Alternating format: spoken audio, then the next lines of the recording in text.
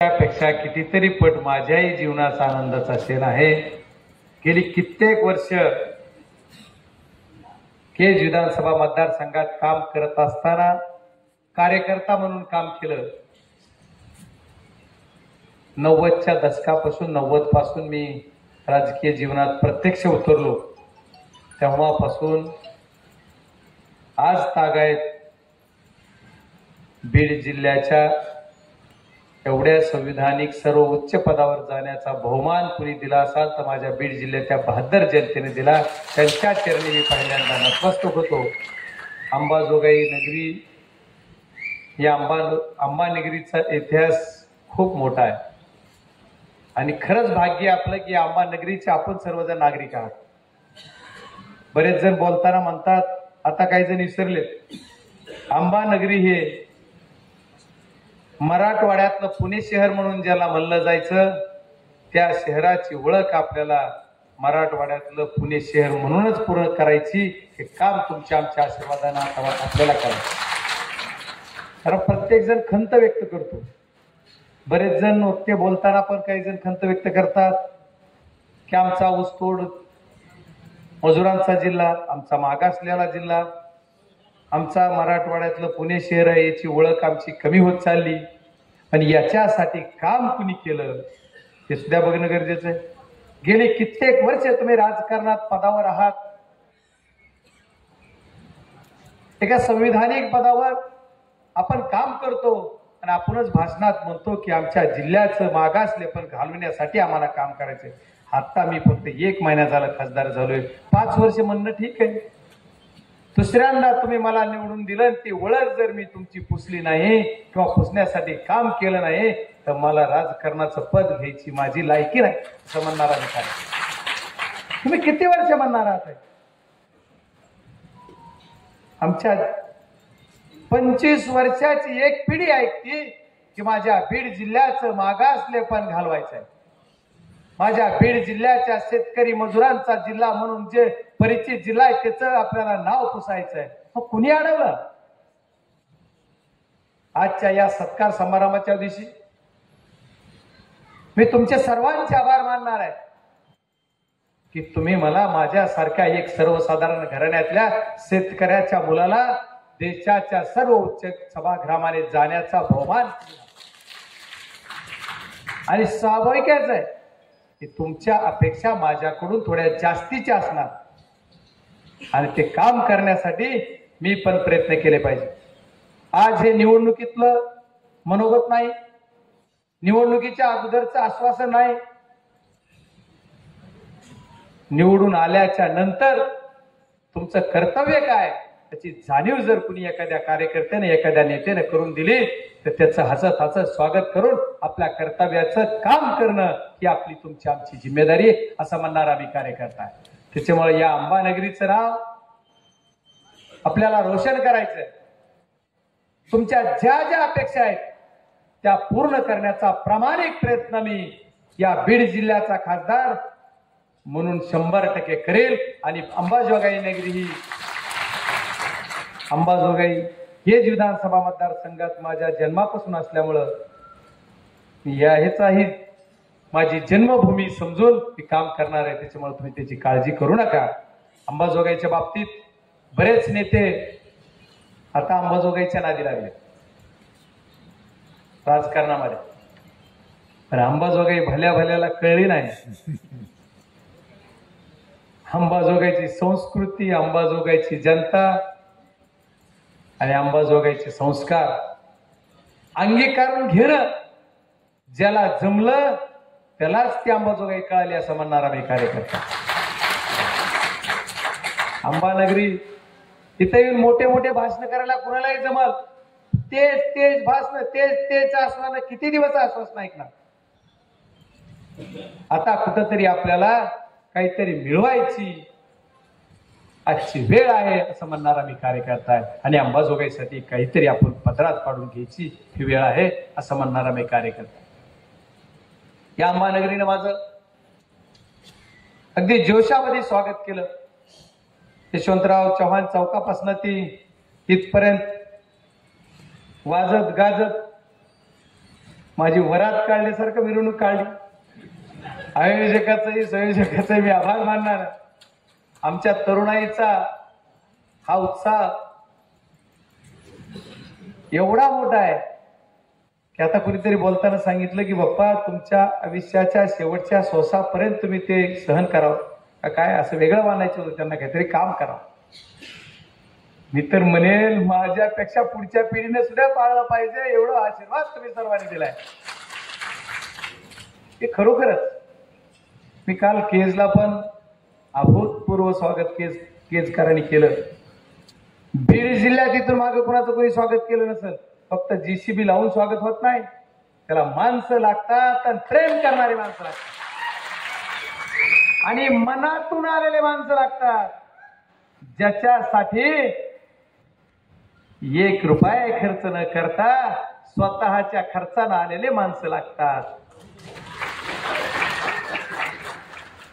ही निवडणूक राजकारण त्याच्या पलीकडे काय, तुमचे माझे जिव्हाळ्याचे संबंध टिकवण्याचं काम तुम्ही आम्ही सर्वांनी करायचं. आज आमचे अध्यक्ष साहेब बोलताना म्हणले की आज आपण सत्कार करतोय, आज मागणी नाही.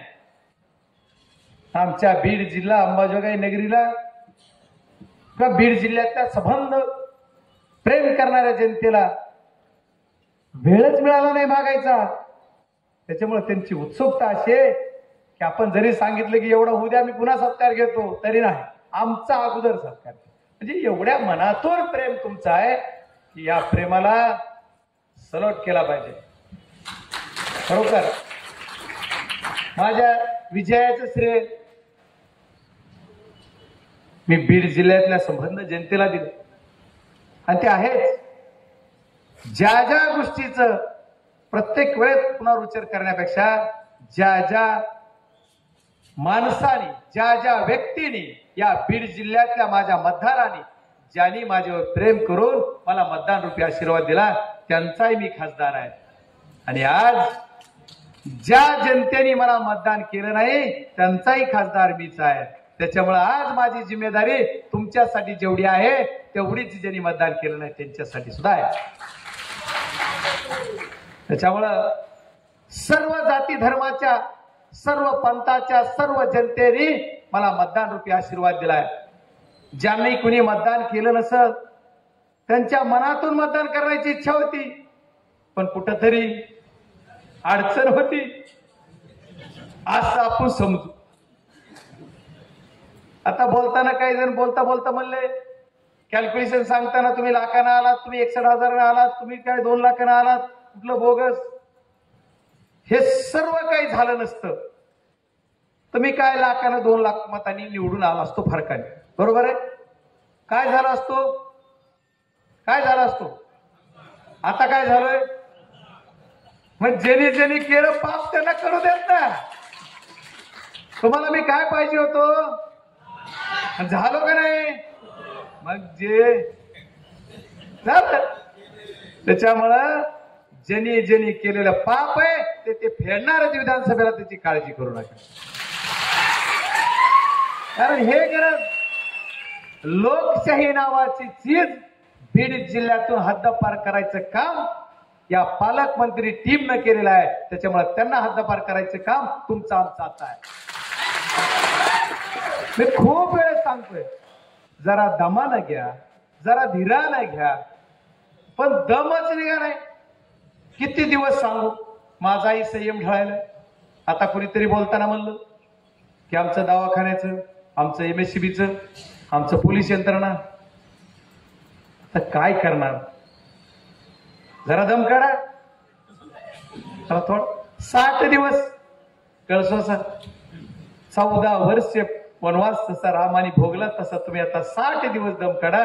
60 दिवसानंतर सर्व काही संपणार आहे. कालचा सर्वे तुम्ही बघितला का, कालचा सर्वे कळाला का कुणाला. NDA आघाडीला 48.7% मत पडणार आहेत विधानसभेला. ही कालचा सर्वे. महाविकास इंडिया आता तुम्हाला ठीक आहे, तुमचं ऐकतो मी, पण माझं भाषण संपलं. चुकलं तर मान का मी महायुती म्हणलं नाही. तर या आता ती आप आदमी पलीकडे आहेत, समाजवादी आहेत, पुन्हा ती म्हणते नाही. त्याच्यामुळे हे सगळं एवढ्या इंडिया आघाडीच्या महाराष्ट्रामधील येणाऱ्या विधानसभेमध्ये 48.70% मतं पडणार आहेत. म्हणजे आणि पूर्ण सगळे बाकीचे म्हणजे 50% आपण आणि 50% बाकी सगळे. याचा अर्थ काय, तर महाराष्ट्रात येणार सरकार तुमचं येणार आहे आणि महाराष्ट्रात ज्यावेळेस सरकार येईल त्यावेळेस हे जे प्रश्न आहेत ते प्रश्न ऑटोमॅटिक सुटतील. आता बघा, प्रश्नाच्या बाबतीत आपलं कधी संपत नाही, मागणी कधी संपत नाही, पण अपेक्षा असणं आणि मागणी करणं तुमचं कर्तव्य आहे आणि त्याच्यासाठी काम करणं हे लोकप्रतिनिधीचं काम आहे. याच अनुषंगाने काम करत असताना येणाऱ्या काळामध्ये आपल्याला बीड जिल्ह्यामधील सर्वची सर्व आमदार निवडून आणायची तुमची आमची जबाबदारी आहे.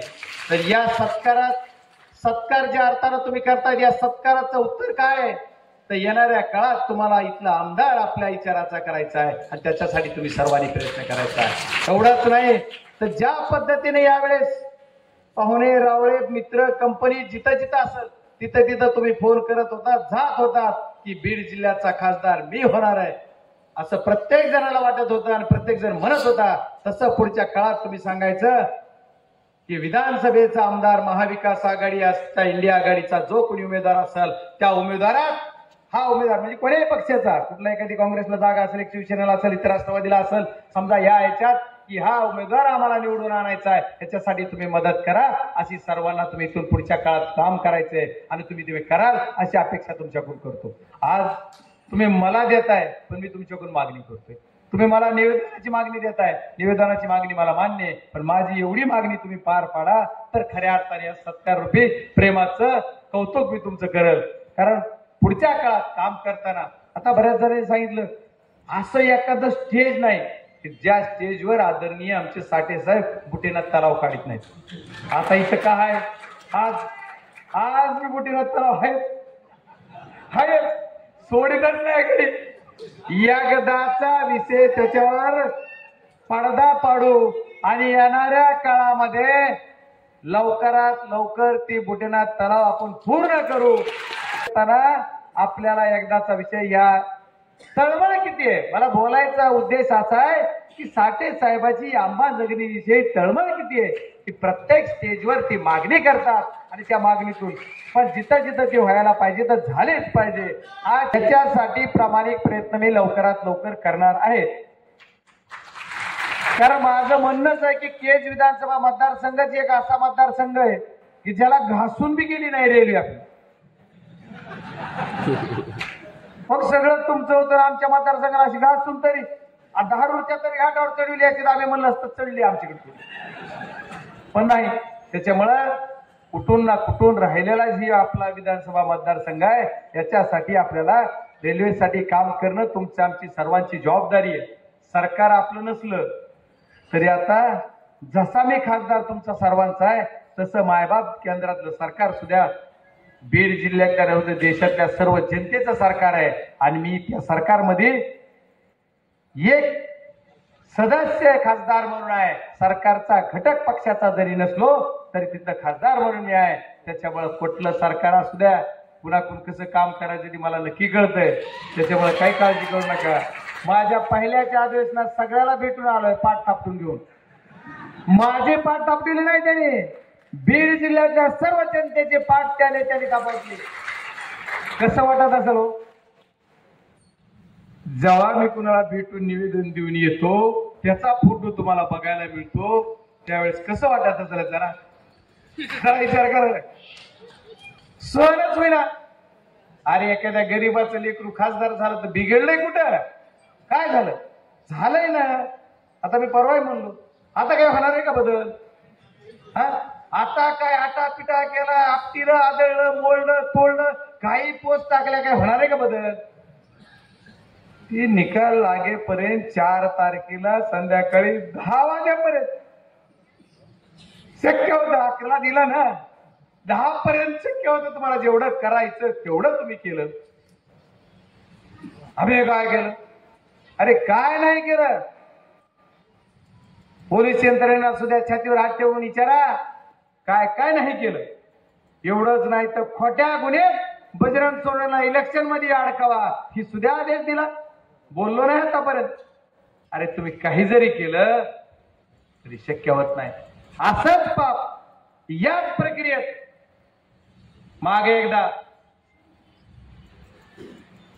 2007 ते 9च्या दरम्यान माझ्यावर असाच गुन्हा दाखल करा म्हणून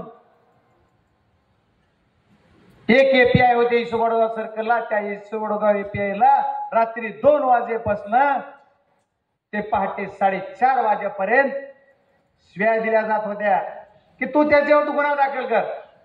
पण त्यांनी नाही केला. तसंच आता सुद्धा झालं बाबा हो. विचारा केच्या पीएला आता शिव्या देऊन सांगत होते ह्याला उच्यावर गुन्हा दाखल करा. नाही केला पटकन. मग सलट केला पाहिजे की नाही? खोटा गुन्हा नाही केला. आता ह्याचा सगळा बदला व्याजासहित ही जनता घेईल. किती दिवस आणि काय होणार आहे ह्याला? ईडीला सासर माय सारखं काय होणार आहे? माझ्यावर गुन्हा झाला तर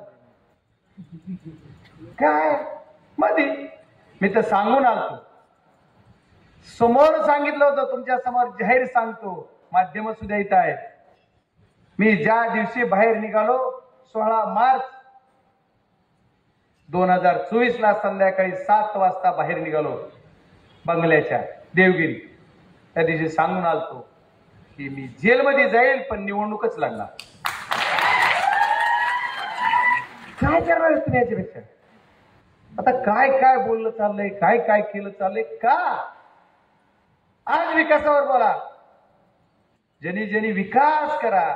तुम्ही जे काही प्रश्न आहेत ते सोडवा. खूप काम आहे. काम कमी आहे का? एवढं मोठं काम आहे ते काम करा. कुठंतरी थांबवा. जाती जातीमध्ये ते निर्माण करायचं काम कुणी करताय? रात्रीच नायगाव म्हणून पाठवता तालुक्यात. तिथे एक शिक्षक आहे. तो रात्री तेवढ्या शिव्या देतोय. मनोज दादा जरांगे पाटलांना शेवटी मला पण दिल्या का? पण तुझ्यात हिंमतच आहे तर दे समोर का?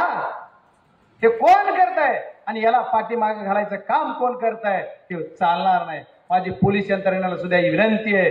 मी अंबाजोगाईच्या कुणाला आणखी कधी फोन करत नाही. मला पोलिसापासून जरा लांब राहायची सोय आवडतच नाही. कारण भावाचं भांडण, बांधाचं भांडण, कशाचं तरी भांडण, त्याची एकाची बाजू घ्यायची मला ते आवडत.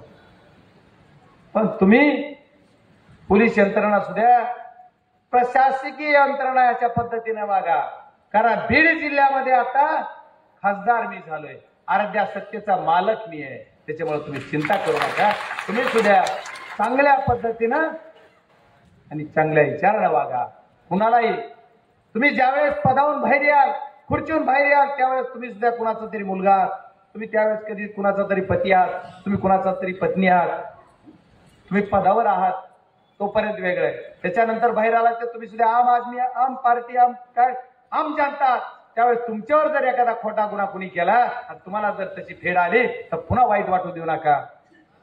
आज रोग सगळ्या अधिकाऱ्याचा बदललाय. ज्यांनी ज्यांनी लोकसभेला त्रास दिला ते अधिकारी फोन करतायत मला, पप्पा काहीतरी गैरसमज. म्हणलंच काहीच नाही. हातात हात घालून चालू. काही गैरसमज नाही. ठीक आहे, माझं तुमचं बांधाचं भांडण आहे का? माझी काही प्रॉपर्टी घेतली? मला जे पाहिजे होतं माझ्या बीड जिल्ह्यातल्या जनतेला, माझ्यावर प्रेम करणाऱ्याला जे पाहिजे होतं ते मिळालंय. त्याच्यामुळे आमचा वादच नाही. आमचं कुणावरच काय म्हणणं नाही. त्याच्यामुळे या गोष्टीतून आपण सर्वजण आपण ज्या ज्या मागण्या करताय, प्रत्येक वेळेस प्रत्येक जण काही मागण्या करतात. या मागणीसाठी सुद्धा मी जिथं जिथं ज्या ज्या गोष्टी आपल्याला करता येतील त्या त्या करता. होमगार्डाची एक मागणी माझ्याकडे केली. या होमगार्डासाठी होमगार्डच्या विषयासाठी सुद्धा शासनाला काही जाग येत नाही. पण आपण शासन दरबारी त्याच्यासाठी सुद्धा प्रयत्न करू. 100% आपण त्या गोष्टी ज्या अंबाजोगाई नगरीतल्या एक जणांनी निवेदन मला दिलंय की ज्या सोलापूर जिल्ह्यामध्ये झोपडपट्टीचा जशा पद्धतीने विकास झाला त्या पद्धतीने इथं झाला पाहिजे. मला जे काय करता येते ते करायचा प्रामाणिक प्रयत्न करून मी 100% करेल असं तुम्हाला सर्वांना सांगतो. आणखी बऱ्याच विविध मागण्या आहेत, कुठल्या काही इथं सांगायसारख्या आहेत, काही नाही सांगायसारख्या आहेत. या सर्व काही ज्या गोष्टी आहेत त्या करायचा प्रामाणिक प्रयत्न कराल. पण आणखी सर्वात महत्वाची जी सार्वजनिक मागणी केलेली आहे काही जणांनी त्या मुस्लिम समाजाच्या बाबतीत, तर माझं पहिलं बीड जिल्ह्यामध्ये नियोजन काय असेल तर मुस्लिम समाजासाठी महाविद्यालयापर्यंत शिक्षण चांगल्या पद्धतीने घेण्यासाठी कसं शाळा आणि कॉलेजेस करता येतील, मेडिकल करता येईल आणि मराठी माध्यमाच्या ज्या शाळा आपल्याकडे इथं आहेत त्या चांगल्या पद्धतीने कशा टिकत्याल, कशा राहत्याल, जिल्हा परिषदच्या शाळा शासनच कशा चालवेल याच्यासाठी सुद्धा आम्ही सर्वजण आवाज उठवणार आणि आम्ही सर्वजण काम करणार. या गोष्टी आपल्याला करायच्यात. आता बोलता बोलता आमचे भाईंनी सांगितलं, कल्याण सर्वांनी सांगितलं, बोलते ऊसाच्या बाबतीत सांगितलं, पप्पा तुम्ही 2 कारखाने चालवितात, मला सुद्धा ऐकताना भीती वाटते कधी कधी या ऊसावर काय काय होईल. कारण ऊसाचं राजकारण कुणी कुठे आणतंय. मी कधी ऊसाचं राजकारण केलं नाही, कधी कुणाचं बिल आलेलं नाही, कधी कुणाचं ऊस न्यायचं नाही असं केलं नाही, कधी कुणाला पैसे दिले नाहीत असं केलं नाही. पण भाई तुम्ही मी नेते या सर्व गोष्टी करत असताना ऊसाच्या बाबतीत आता 366 रुपये जो तोडणीचा दर आहे त्याच्यामध्ये कमिशन जर ऍड केलं तर 439 रुपये दर होतो. म्हणजे जवळपास 450च्या जवळपास आता दर झालेला आहे तोडणीचा. वाहतूक वेगळी, तोडणीचा दर 450 म्हणजे आता देशामध्ये जे उच्चांक दर आहे त्याच्यामध्ये यावर्षी महाराष्ट्र आलेला आहे. त्याच्याबद्दल तुम्ही मशीन बद्दल बोलाल तर मशीनचा दर जास्त आहे, तर त्याचं कारण असं आहे की मशीनच्या ह्याच्यामध्ये आपल्याला फास्ट त्याच्यात 50 रुपयाचा फरक आहे, तर 50 रुपयाचा मेंटेनन्स काही गोष्टी होतील, पण त्या दरांना समान दर दिला पाहिजे असं कैलासराव आपेटचं म्हणणं आहे. तर ते बरोबर आहे, रास्त आहे, दिलाच पाहिजे. पण पुढच्या काळात ते पण होईल, काही काळानं आणखी ते पण बरोबरी होईल. आणि ज्या पद्धतीने आता हे दर देताना सुद्धा आदरणीय शरदचंद्रजी पवार साहेबांनी ही भूमिका घेतात आणि पैसे कोण देतात? कारखानदार. ज्यांचे बंद आहेत ती देत नाहीत. पण लोकांचं असं म्हणणं होतंय की कुणीतरी तिसरे नेते, लय नेते, ऊसतोड मजुरांचे नेते पैसे देणार कारखानदार, द्यायला लावणार शरद पवार साहेब, आणि श्रेय कोण घेणार? बंद पडलेले कारखानदार. अरे हे कुठला न्याय? त्यामुळे इथून पुढच्या काळामध्ये मी शासनाला विनंती करणार आहे की त्याचं सुद्धा दरपत्रक फायनल झालं पाहिजे. दरपत्रकावर फायनल होऊन माझ्या शेतकरी आणि शेतमजूर लोकांना सुद्धा जास्तीचा भाव मिळाला पाहिजे. आणि जास्तीचा भाव मिळूनच आपल्याला हे केलं. गुजरात सारखा भाव आता कोणतरी सांगितलं, आता गुजरात सारखं कसं होईल कम्पॅरेटिव्ह? सगळं गुजरातला आहे, पाणी गुजरातलाच आहे, सगळ्या कंपन्या गुजरातला. आता बघा आपल्या इथं अंबानगरीत जर तुमची जी पहिली ओळख होती ती राहिली असती मराठवाड्यातलं पुणे शहर म्हणून, तर करोडो रुपये जे आज लातूर जिल्ह्याला जातात, 25,000 कमीत कमी दरवर्षी कुटुंब आपले लातूरला स्थलांतरित होतात. मी सुद्धा त्याचं उदाहरण आहे. 25,000 कुटुंब आपल्या बीड जिल्ह्यातले दरवर्षी नव्यानं जातात. म्हणजे पहिले काही म्हणजे एकंदरीत दरवर्षी 25,000 जातात, म्हणजे असे एकंदरीत 50,000 कुटुंब लातूरला इन ऍव्हरेज मध्ये राहतात. पण त्याचा जर खर्च आणि तिथल्या लोकांची इकॉनॉमिक वाढण्यासाठी जर विचार केला तर त्यांचं अर्थकारण कसं वाढतंय? तिथलं किराणा दुकानदाराला पैसे मिळणार, तिथल्या कपड्या दुकानदाराला मिळणार, तिथला दवाखाना आला, तिथल्या सर्व गोष्टीला पैसे. हे पैसे अंबाजोगाईचे घालवायचं पाप कोणी केलंय तर या राजकर्त्यांनी केलंय असं म्हणणारा मी कार्यकर्ता आहे. त्याच्यामुळं जसं आपलं अंबाजोगाईचं नाव घालून आपल्याला बाहेर काढलं, अंबानगरीचं जे मराठवाड्यातलं पुणे शहर हे नाव घालायचं काम कोणी केलं तर राजकर्त्यांनी. ज्या त्यांना घरी बसवायचं काम कोणाला करायचं तर तुम्हाला आम्हाला करायचं, त्याच्याशिवाय आपल्याला गत्तर करायचं. बोलता बोलता काही बोललं जात आहे, कुठेही बोललं जात आहे, पण या सर्व गोष्टी तुम्हाला सर्वांना सांगणार आहे. तुमची आमची सर्वांची जी मागणी आहे की माझ्या बीड जिल्ह्याचं दरडोई उत्पन्न वाढलं पाहिजे आणि हे वाढण्यासाठी मला काम करायचंय. मी निवडणुकीच्या अगोदरही सांगितलं, निवडणुकीतही सांगितलं आणि आता निवडणूक झाल्यावरही सांगतो. तर बरेच जण म्हणतात की मला माझ्या बीड जिल्ह्यातल्या जनतेचं दरडोई उत्पन्न वाढवायचंय. परवाचा अहवाल बघितला का राजसाहेब भाऊ? परवाचा एक अहवाल बघितला का? आमचे जे आदरणीय नेते बीड जिल्ह्याचे म्हणतात की माझ्या बीड जिल्ह्यातल्या कुटुंबाचं माणसाचं दरडोई उत्पन्न वाढवायचंय. त्याचा अहवाल जो आलाय तो महाराष्ट्रातलं दरडोई उत्पन्न कमी झालंय असा अहवाल आहे. ज्या कृषी प्रधान देशात आपण राहतो, ज्या कृषी खात्याचा सन्मान ज्या शासनाला मिळतो, त्या लोकसत्तानं त्याच्या अगोदर 3 दिवसापूर्वीच छापलंय की कृषीचं सगळं खाली आलंय. आपलं विकास दर छापलंय. मी नाही खोटं बोलत, मी पुराव्यानिशी बोलतो. पण हे कुणाचा पाप आहे? आता तुम्ही तिकडे सत्कार घेताय. मी बोलत नव्हतो. परवा कुठंतरी सत्कार काहीतरी केला, कृतज्ञता तुमच्याच पाहुण्याने घेतला भाऊ. 86 कोटी का काहीतरी मिळाले. फुकटचे मिळाले, त्याला मी फुकटचे दिले, ती मी फुकट याच. आज तिथं काय म्हणलं गेलं की म्हणले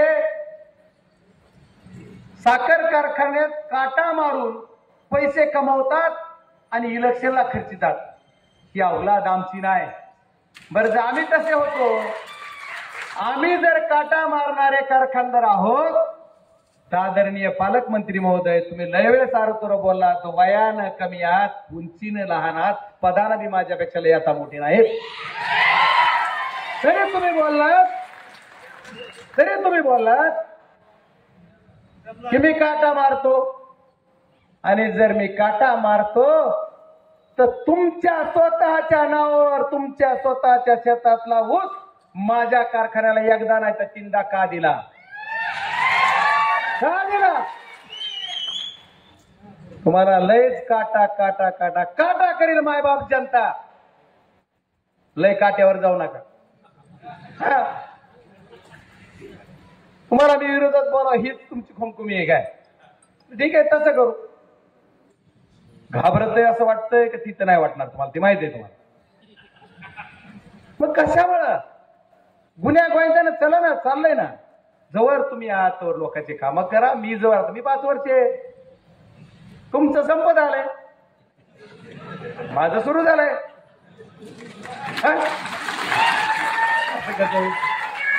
गरज नाही. मी आज पण विनंती करून सांगतो तुम्हाला आदरणीय साहेबच म्हणून की तुम्ही जरा हिशोबानं होऊ द्या, सोबरीनं होऊ द्या, नका घाई करू. तुम्हाला किती घाई झाली मी लोकसभेत सांगितलं होतं. त्यांना एवढी घाई झाली की ज्या दिवशी पहिल्या गोपीनाथ गडावरल्या भाषणात तुम्ही मला 3 शब्द वापरले, सर्व मीडियाला मी सांगितलं होतं, या 3 शब्दावरच मी निवडणूक कडीला नेणार आणि नेलीच. तसं त्याच्यानंतर सांगितलं की तुम्हाला एवढी घाई झाली असं बोलून तुम्हाला तुमच्या बहिणीचा पराजय बघण्याची त्यांनाच झाली होती. आदरणीय ताईसाहेबांची चूक नाही, त्यांची चूक आहे. तर कशाला झालं असतात? आता काय चाललंय? आम्हाला सगळं काही बोलायला लावू नका. मी पहिल्यांदा आज एवढं बोललोय, वाटतंय थांबत. तुम्ही उद्या बाईट देणारच माझ्या विरोधात. त्याला उत्तर त्याच्यानंतर कसं देतो उत्तर ते बघू. काय त्याला अर्थ? काय नाही. सुरुवात अंबाजोगाई नगरीतून मी केली. मी समजावून सांगितलं 1दा 2दा 3दा 10दा. आज मी पण बीड जिल्ह्याचा लोकप्रतिनिधी आहे आणि सर्वात मोठं पद माझं आहे. बजरंग सोरेन 31 झाड की पत्ती आहे, पण खासदार आहे आणि या खासदाराचा बहुमान राखा. आम्ही पदाचा सन्मान करतो. संस्कृती आमच्या हात आहे. आमच्या आईवडिलांना, आमच्या सर्व जनतेनं, आमच्या मायबाप ज्यांनी मला राजकीय जन्म दिला, त्यांनी मला संस्कार शिकवले, ते संस्कार आम्ही पाळतो आणि पाळणारच झाला आता. आणि आज तुमच्या सर्वांच्या साक्षीनं मी एक अभिनंदन करणार आहे. ज्या माझ्या समोर प्रतिस्पर्धी म्हणून लोकसभेला उभे असणाऱ्या आदरणीय पंकजाताई मुंडे यांचं विधान परिषदेवर काल जी निवड झाली त्याबद्दल तुमच्या सर्वांच्या साक्षीनं मी त्यांचं अभिनंदन करणार. बीड जिल्ह्याला आणखी एक नवीन आमदार मिळाला, विकासामध्ये भर पडली, मला आनंद आहे.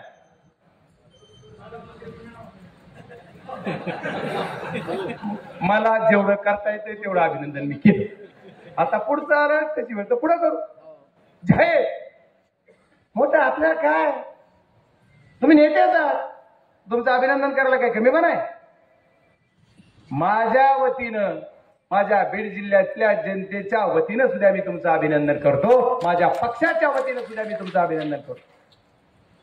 हे माझं काम आहे आणि आपल्या बीड जिल्ह्यातल्या सर्व जनतेला विनंती करणार आहे की कुठल्या पोस्ट टाकले ना, कुठं काही वाईट वक्तव्य काही होत नाही. तुम्ही सुद्धा सर्वजण माझ्यावर प्रेम करत असाल, आमच्या पक्षावर करत असाल, आमच्या सर्वावर करत असाल तर कुठली पोस्ट कुणाच्या विरोधात वाईट टाकू नका. काय होणार आहे? अरे तुम्हाला एवढं चांगलं डोकं दिलंय, त्याचा वापर तुम्ही चांगल्या विषयासाठी करा, चांगल्या गोष्टीसाठी करा. आणि जोपर्यंत कुणी समोरचा आपल्यावर काही फेकत नाही तोपर्यंत मारायचा प्रयत्न करूच नका. जर कुणी मारलं फेकलं तर मग बघू आपण काय करायचं ते. तसं तुम्ही पाळाल अशी अपेक्षा करतो. खूप काय बोललो, खरं तर आज ही स्टेज असं बोलायचं नव्हतं, पण राहावंच नाही गेलं. किती दिवस सहन करू? एकदा घागर भरली किती वरून उतरणारच ना. मी तेर काय का तुम्ही होतेच राहिला, पाणी उतरली भरली उतरली, तसं काम आता. एकदा चला, सर्वांचे आभार मानतो. तुमचं असंच प्रेम माझ्यावर आयुष्यभर राहो. ज्या ज्या मागण्या तुमच्या असत्याल, ज्या ज्या अपेक्षा असत्याल त्या पूर्ण कराल. तुमच्याकडून शेवटची मागणी करतो की येणाऱ्या काळामध्ये बीड जिल्ह्यामध्ये सर्वची सर्व आमदार आपले निवडून आणण्यासाठी तुमचा सर्वांचा आशीर्वाद द्या. खूप खूप धन्यवाद. मनस्वी ऋण आपले. यानंतर काही नियुक्त्या आहेत. आदरणीय बाप्पांना विनंती आहे की आपण त्यांना नियुक्ती पत्र द्यावं. राष्ट्रवादी काँग्रेस जिल्हा